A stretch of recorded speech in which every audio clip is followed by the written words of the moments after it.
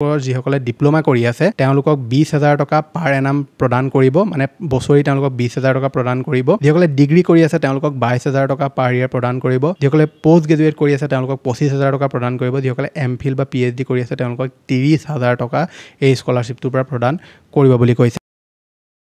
digital Assam 2.0 চেনেলটোৰ এটা নতুন ভিডিঅ' লৈ আপোনালোক সকলোকে পুনৰবাৰ স্বাগতম জনাইছোঁ যোৱা কেইদিনমানৰ আগত মই আপোনালোকৰ কাৰণে এটা ভিডিঅ' লৈ আনিছিলোঁ যিটো ভিডিঅ'ত মই আপোনালোকক ঈশান উদয় স্কলাৰশ্বিপটো কেনেকৈ আপুনি এপ্লাই কৰিব লাগিব ইয়াত এপ্লাই কৰিবলৈ হ'লে আপোনালোকে কিমান পঢ়া হ'ব লাগিব কি নথিপত্ৰ আপোনালোকৰ প্ৰয়োজন হ'ব কেনেকৈ এপ্লাই কৰিব লাগিব সম্পূৰ্ণ প্ৰক্ৰিয়াটো মই A to Z ডিটেইলছত আপোনালোকক দেখুৱাই এটা ভিডিঅ' বনাই দিছিলোঁ যদি আপুনি ঈশান উদয় স্কলাৰশ্বিপত এতিয়াও এপ্লাই কৰা নাই আৰু কৰিম ভাবি আছে তেনেহ'লে সোনকালে আপুনি সেই ভিডিঅ'টো চাই ঈশান উদয় স্কলাৰশ্বিপত এপ্লাই কৰি ল'বগৈ পাৰে ঈশান উদয় স্কলাৰশ্বিপত আপুনি ঘৰতো নিজেও এপ্লাই কৰিব পাৰিব বা অনলাইন কেফেত গৈ এপ্লাই কৰিব পাৰিব যদি আপুনি ভিডিঅ'টো চাই ভালদৰে বুজি পায় তেনেহ'লে ঘৰতে এপ্লাই কৰি ল'ব পাৰিব কিন্তু তাত কিছুমান নথিপত্ৰ আপোনালোকে আপলোড কৰাৰ আগতে সেই সময়ত আপোনালোকে চাইন ষ্টাম্প আপোনালোকৰ ইনষ্টিটিউটৰ পৰা মৰাই আনিব লাগিব তাৰ পৰাহে আপোনালোকে তাত আপলোড কৰিব পাৰিব গতিকে মই সেই ভিডিঅ'টোত সম্পূৰ্ণ ডিটেইলছত কৈ থোৱা আছে যে কেনেকৈ আপুনি কোনবিলাক নথিপত্ৰ দিব লাগিব কোনটো নথিপত্ৰ আপোনালোকৰ কাৰণে মেণ্ডেটৰী হয় সেই ভিডিঅ'টো যদি আপোনালোকে চাই লয় তেনেহ'লে নিজে ঘৰতে আপুনি এপ্লাই ঈশান উদয় স্কলাৰশ্বিপটোৰ কাৰণে কৰিব পাৰিব এই ভিডিঅ'টোত মই আপোনালোকৰ কাৰণে যিটো স্কলাৰশ্বিপ লৈ আনিছোঁ এইটো স্কলাৰশ্বিপো নেশ্যনেল স্কলাৰশ্বিপৰ আণ্ডাৰতে আহে স্কলাৰশ্বিপটোৰ নাম হৈছে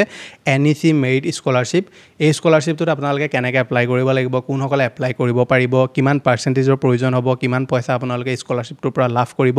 সকলোখিনি কথা আমি ভিডিঅ'টো ডিটেইলছত আলোচনা কৰিম আৰু ভিডিঅ'টোৰ শেষত মই আপোনালোকক দেখুৱাই দিম যে আপুনি স্কলাৰশ্বিপটোত কেনেকৈ এপ্লাই কৰিব লাগিব গতিকে ভিডিঅ'টো সম্পূৰ্ণভাৱে প্ৰথমৰ পৰা শেষলৈকে চাব এতিয়ালৈকে ভিডিঅ'টোত যদি লাইক এটা কৰা নাই লাইক এটা কৰি দিব চেনেলটোলৈ যদি প্ৰথম আহিছিলে ছাবস্ক্ৰাইব কৰি ল'ব এনেকুৱা ধৰণৰ ইনফৰ্মেটিভ ভিডিঅ' ৰেগুলাৰ চাই থাকিবৰ কাৰণে আহক এতিয়া ভিডিঅ'টো আৰম্ভ কৰোঁ এতিয়া মই আপোনালোকক স্ক্ৰীনত যিটো PDF দি দিছোঁ এই PDFটো আপুনি আমাৰ হোৱাটছআপৰ গ্ৰুপটোৰ পৰা লৈ ল'ব পাৰিব হোৱাটছআপৰ গ্ৰুপত যদি আপুনি জইন কৰা নাই জইন কৰি ল'ব মই ডেছক্ৰিপশ্যনত এটা লিংক দি থোৱা আছে যিটো হৈছে আমাৰ হোৱাটছআপ চেনেলৰ লিংক তাতো আপোনালোকে জইন কৰি ল'লে মই সম্পূৰ্ণ যিটো PDF তাতো দি দিম মই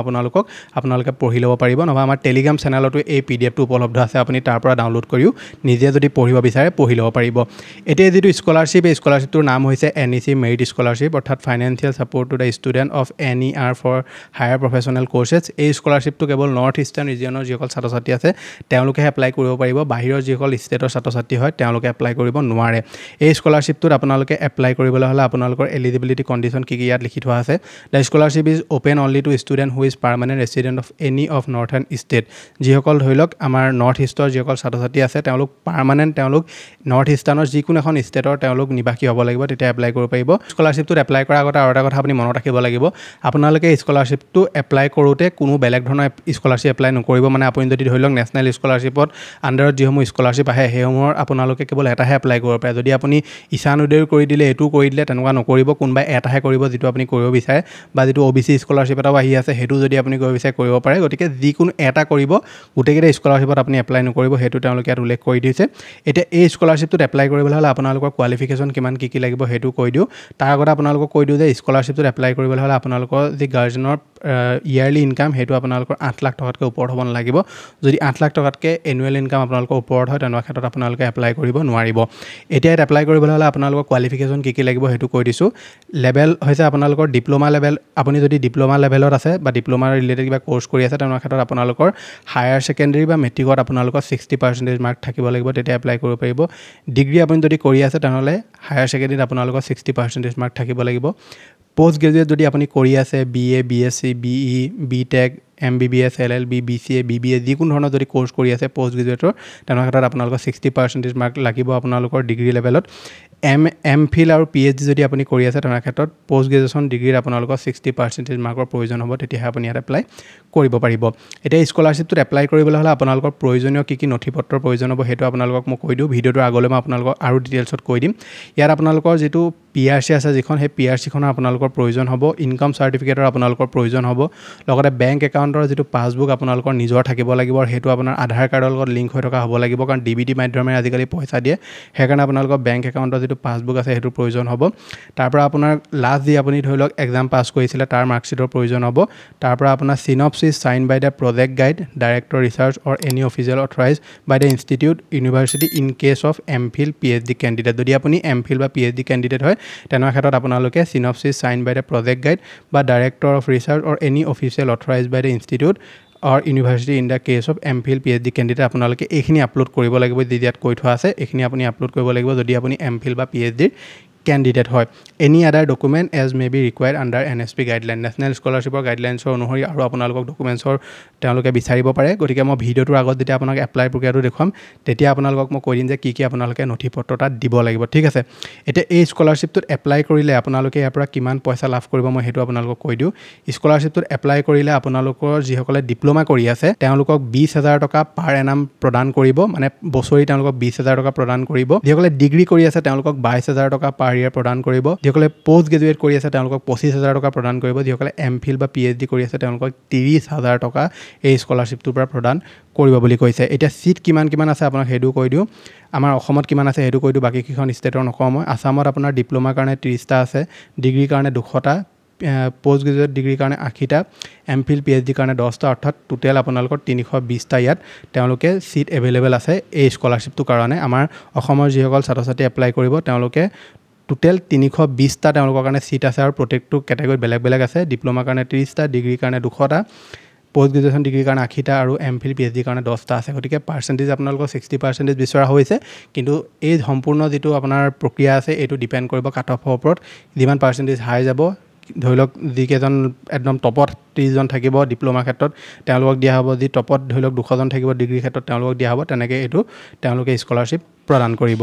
এতিয়া স্কলাৰশ্বিপটোত আপোনালোকে এপ্লাই কেনেকৈ কৰিব লাগিব মই হেতু আপোনালোকক কৈ দিছো আৰু এপ্লাই কৰোতে আপোনালোকে কি নথিপত্ৰৰ প্ৰয়োজন হ'ব হেতু মই আপোনালোকক কৈ দিছো NEC স্কলাৰশ্বিপটো এপ্লাই কৰিবলৈ হলে আপোনালোকে আহিব লাগিব scholarship.gov.in যেটো পৰ্টেল নেশ্যনেল স্কলাৰশ্বিপৰ ইয়াত আহিব মই লিংকটো ডেসক্ৰিপচনত দি দিম অহাৰ পাছত আপোনালোকে ইয়াত প্ৰথমে এটা OTR বনাব লাগিব মই OTR বিষয়ে যোৱা যেটো ইছানুদে স্কলাৰশ্বিপ হেতুত আলোচনা কৰি থৈছিলো আপোনালোকে যদি এতিয়ালৈকে OTR বনোৱা নাই এটো ওয়ান টাইম ৰেজিষ্ট্ৰেচন হয় এটো যদি আপোনালোকে বনোৱা নাই তেনহলে কেনেকৈ বনাব লাগে মই ডেসক্ৰিপচনত আপোনালোকক ভিডিও দি দিম সেই ভিডিওটো চাই আপোনালোকে নিজে বনাব পাৰিব যেতিয়া আপোনালোকে বনাই লব বনাই আপুনি ইয়াত যেটো এপ্লাই ফৰ স্কলাৰশ্বিপ ইয়াত আপুনি লগইন অপচনত ক্লিক কৰিব লগইন অপচনত ক্লিক কৰাৰ পাছত আপোনালোকৰ যেটো OTR আছে OTRটো আপোনালোকৰ ইয়াত আপুনি দিব টিয়াটো দি আপুনি যেটো পাসওয়াৰ্ড এটো ফিল কৰিব তাপা যেটো ক্যাপচা কোড দেখিব এই ক্যাপচা কোডটো আপুনি শুদ্ধকে ফিল কৰি লব আৰু ফিল কৰি আপুনি লগইন অপচনটোত ক্লিক কৰি দিব লগইন অপচনত ক্লিক কৰি দিয়াৰ লগে লগে চাওক এতিয়া মই যেহেতু অলৰেডি মই ইছানুদে স্কলাৰশ্বিপটো আপোনাক এপ্লাই প্ৰসেসটো দেখুৱাইছিলো হেকাৰণে ইয়াত ওলাই আছে এনেকৈ এই প্ৰসিডটোত ক্লিক কৰি দিম তাৰ পৰা যেটো ফিল এপ্লিকেশন ইয়াত ক্লিক কৰি দিম ক্লিক কৰাৰ পাছত এতিয়া মই এইখিনি যিখিনি ডেটা আছে এইখিনি মই ইছানুদে স্কলাৰশ্বিপত ফিল কৰা ডেটা হয় হেকাৰণে ইয়াত মই জাস্ট 7 নেক্সট আপোনাক অপচন কৰি হেকৰটো দেখুৱাই দিম আপুনি কেনেকৈ এপ্লাই কৰিব লাগিব মই ভিডিওটো আগলৈ আপোনাক কৈছো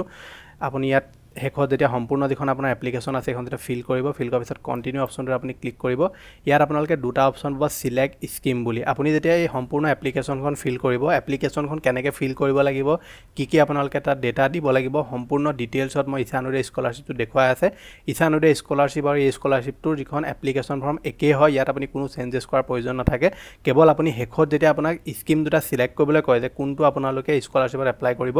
ইছানুদেত কইলে আপুনি ইছানুদেত ক্লিক কৰিব আৰু আপুনি এখন যিখন আছে NEC মেৰিট স্কলাৰশ্বিপ ইয়াত কৰিবলৈ হলে আপুনি ওপৰত ক্লিক কৰিব তাপা 7 নেক্সট অপচনটো আপুনি ক্লিক কৰি দিব 7 নেক্সট অপচনত ক্লিক কৰাৰ পিছত ওকে কৰিব তাপা নেক্সট কৰিব তাপা আকৌ ওকে কৰিব তাৰ পৰা ইয়াত আপোনালোকক এটা ডকুমেন্টছ ফিল কৰিবলৈ ক'ব এতিয়া আপোনালোকক ডকুমেন্টছ আপলোড কৰিবলৈ কৈছে ডকুমেন্টছ আপোনালোকে যেতিয়া আপলোড কৰিব 20 পৰা 200 KB ভিতৰত আপলোড কৰিব লাগিব আৰু য'ত আপোনালোকে এই অপচনটো দেখিব এটো দেখা মানে আপোনালোকে তাত হেতু ম্যান্ডেটৰি আপলোড কৰিব লাগিব এতিয়া প্ৰথম যেটো ডকুমেন্টছ আপোনালোকে আপলোড কৰিব লাগিব হেতু হৈছে scan copy of marksheet of last academic qualification মানে আপোনাৰ লাষ্ট একাডেমিক কোৱালিফিকেশনৰ যেটো মাৰ্কখন মাৰ্কশিট আছিল এখন আপুনি আপলোড কৰিব লাগিব তাৰ পৰা আহিলে আপোনাৰ topic of research or synopsis এটো কেৱল MPhil আৰু PhD ষ্টুডেন্টৰ কাৰণে হয় পাৰ্মানেন্ট ৰেসিডেন্স সাৰ্টিফিকেট অৰ্থাৎ PRC আপোনালোকে আপলোড কৰিব লাগিব ইনকাম সাৰ্টিফিকেট আপোনালোকে আপলোড কৰিব লাগিব যিখন অনলাইনত ইনকাম সাৰ্টিফিকেট আজিকালি ওলাই সেইখন আপুনি অনলাইন ক্যাফেত বা নিজে এপ্লাই কৰি আপোনালোকে ইনকাম সাৰ্টিফিকেটখন উলিয়াব তাৰ পৰা এখন আপলোড কৰিব লাগিব 10ৰ মাৰ্কশিট আপোনালোকে ইয়াত আপলোড কৰিব লাগিব এই স্কলাৰশ্বিপত আপোনালোকক কোনো ধৰণৰ ইয়াত আপোনাক মানে যিবিলাক ভেৰিফিকেশন আছে ভেৰিফিকেশন কৰিবলৈ কাৰণে কোৱা নাই ইছানুদে স্কলাৰশ্বিপটো তেনেকুৱা নাছিলে ইছানুদে স্কলাৰশ্বিপটো আপোনালোকক বহুত বিলাক ডকুমেন্টছ আপোনালোকক ভেৰিফিকেশন কৰিবলৈ কৈছিলেগে আপোনাৰ স্কুলৰ পৰা ধৰি লওক হেখিনি সাইন কৰি আনিবলৈ কৈছিলে ষ্টাম্প মাৰি আনিবলৈ কৈছিলে কিন্তু ইয়াত তেনেকুৱা একো কোৱা নাই এতিয়ালৈকে আপোনালোকৰ ইয়াত যেটো এপ্লিকেশন আন্ডাৰটেকিং এখিনি আপোনালোকে ফিল কৰি আপুনি 7 নেক্সট অপচনত ক্লিক কৰিব তাপা এপ্লিকেশন আন্ডাৰটেকিংত গৈ আপোনালোকে এখিনি সাবমিট কৰি দিব এতিয়া আপোনালোকে গম পালে যে স্কলাৰশ্বিপটো আপোনালোকে যদি এপ্লাই কৰিব বিচাৰে তেনেহলে আপোনালোকক কি নথিপত্ৰৰ প্ৰয়োজন হ'ব কেনেকৈ এপ্লাই কৰিব লাগিব আপোনালোকৰ স্ক্ৰিনতে যেটো ভিডিও ওলাই আছে এই ভিডিওটোতে মই আপোনালোকক ইছানুদে যেটো স্কলাৰশ্বিপ আছিল এই স্কলাৰশ্বিপটোত কেনেকৈ এপ্লাই কৰিব লাগে হেতু দেখুৱাই থৈছো লগতে আপোনালোকক মই যেটো অলপ আগত ক'লোৱে যে আপুনি কেনেকৈ সিলেক্ট কৰিব লাগিব আপুনি এই ভিডিওটোৱে চাব এনেকৈ আপোনালোকে সম্পূৰ্ণ প্ৰচেছটো কৰিব আৰু কৰি মেলি শেষত আপোনালোকে NEC স্কলাৰশ্বিপ আছে সেইটো আপুনি সিলেক্ট কৰিব তাৰ পৰা ডকুমেণ্টছ আপলোড কৰিলে আপোনালোকে NEC স্কলাৰশ্বিপটোৰ কাৰণে আপোনাৰ এপ্লাই কৰা হৈ যাব গতিকে এইটো আছে যে আপোনাক দিবলগীয়া ইনফৰমেশ্যন আশা কৰিছোঁ আপোনালোকে ভিডিঅ'টো চাই ভাল পালে যদি ভাল পালে ভিডিঅ'টো লাইক কৰিব লগ পাম মই এটা অন্য ভিডিঅ'ত আজিলৈ ধন্যবাদ